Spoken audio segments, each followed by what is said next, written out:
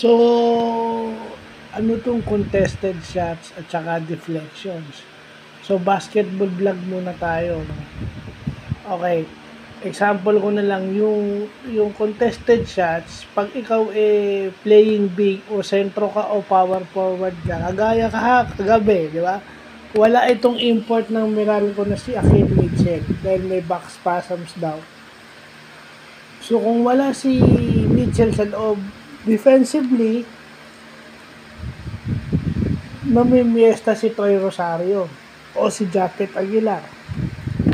Kasi ano yung sinabi mong contested shots? Ibig sabihin, naiiba nila o nako-contest nila na challenge yung tira nung offensive player sa basketball. Okay? Pag nandun yung si Akel Mitchell, the only thing that Troy Rosario can do is gumalaw.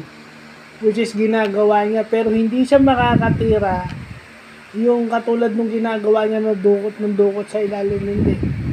Dahil masasapal siya nung Mitchell. Masasapal siya nun. The same thing with Japet. The only thing na pwede nilang gawin is outside shot.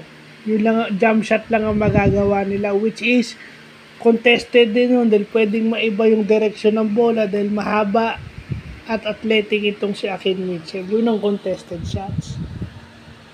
That's why Bill Russell is a great defender. One of the great defenders. Bakit? Because hindi naman necessarily nakakasupalpal si Bill Russell. Naiiba niya yung tira. Kumbaga, imbis na itira niya diretso, ang ginagawa is binibitin o pino-floater. Yung floater, yung teardrop, yun ang mahirap sa palin kasi hindi mo alam kung kailan bibitawan. At saka high arcing yung tira. Mahirap yung teardrop. Kung hindi mo pinapractice yun, mahirapan ka talaga. Yun ang contested shots. Ngayon yung deflections naman, yung tapik sa bola. So pag natatapik mo yung bola, nasisira yung rhythm nung ball movement. Ba yung pasahan ng kalaban nyo nasisira. And eventually, kapag natatapik mo, may tendency, mataas ang probability na maagaw mo yun. So, yun yung mga wala sa stat sheet, no? At syempre, pagka wala kang magaling na defensive player, hindi mo magagawa yun. Yung deflections at saka yung sinasabi mong contested shots, yan yung mga wala sa ano. Ibig sabihin, kaya yung mga galing na offensive player, kagaya nila Berhel Meneses, si Samboy Lim, Sumalangit Nawa, kaya sila Captain Marvel, Kenneth Duremdes, yan sila Cyrus Baguio, yeah? Yan yung magagaling na ano kasi nabibiti nila yung tira nila. Nabibiti nila yan. You could even ask yung si Blackwater head coach Jeffrey Cariaso. Sa mga sinasabi ko because Jeffrey Cariaso is one of the premier defensive professional players na nakita mo sa buong Pilipinas. Dumedepensa talaga yan. At yung contested shots at saka deflections, yan ang specialty nila Coach Jeff Cariaso.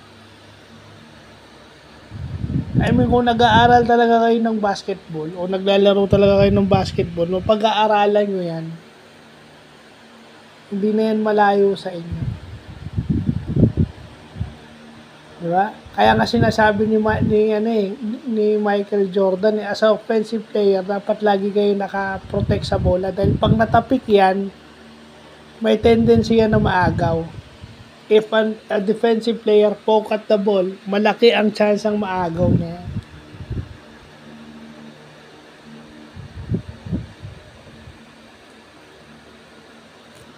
Kasi minsan yung wala sasabi hindi nyo na yung kawalan ng malaki. Ang naiisip nyo lang is yung punto sa ilalim at saka yung rebound. Pero yung presence ng mga malalaking tao na kagaya ni Akin Mitchell, yun ang nagagawa nila.